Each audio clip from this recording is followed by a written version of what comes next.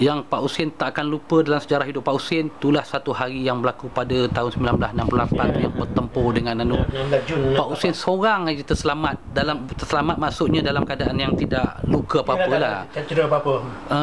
Komunis ada tak buat macam yang berlaku, contohnya macam Kuit Kepung dalam masa mereka menyerang Hendap tu, mereka bagi tempoh untuk bertenang, menyerah ke, ada tidak? Yang saya ingat Pak Husin pada masa tu. Tak ada.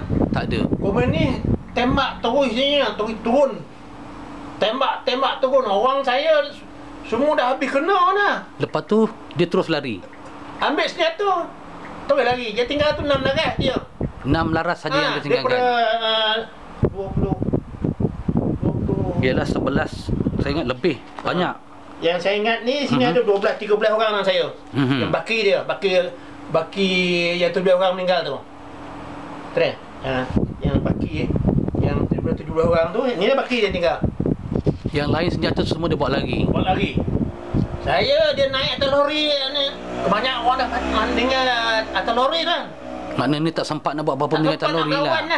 Tapi ada gunakan hand grenade tidak dalam kejadian tu? Grenade tak ada. Dia cuma gunakan senjata je. Semua senjata. Ada tak guna senjata berat macam berenggan rasa-rasanya? Berenggan tak ada. Semua senjata biasa. Kebain, shotgun, itu yang kebanyakan lah. Pasukan yang pertama datang bantuan tempat kejadian, pasukan mana? Dalam pukul 6. Dekat nak gelap lah kan. Dekat ada pukul 6 lebih di kawasan hutan. Ialah hutan. Gelap lah. Dekat 6.30 nampak pelimo pun sampai.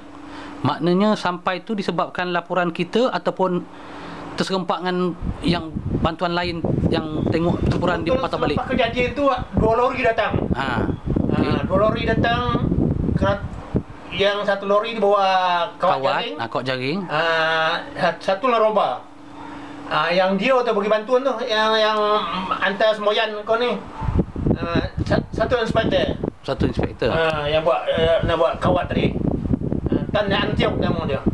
Pun anak dia pun ada inspektor orang ni, bukan aman ASP dapat. Dan sampai hari ni adakah Pak Husin tahu apa sebab utama komunis serang konvoi itu? Sebab-sebab serang konvoi itu. Kenapa tidak memilih untuk menyerang subtek yang sedia ada? Itu memang yalah. Kebetulan saya kadang dalam kuasa petung operasi dengan Thailand, mengenai polis Thai. Kadang tu polis Thai ni jahat kan. Nampak ya pergi rumah tu tak ada lelaki kan, api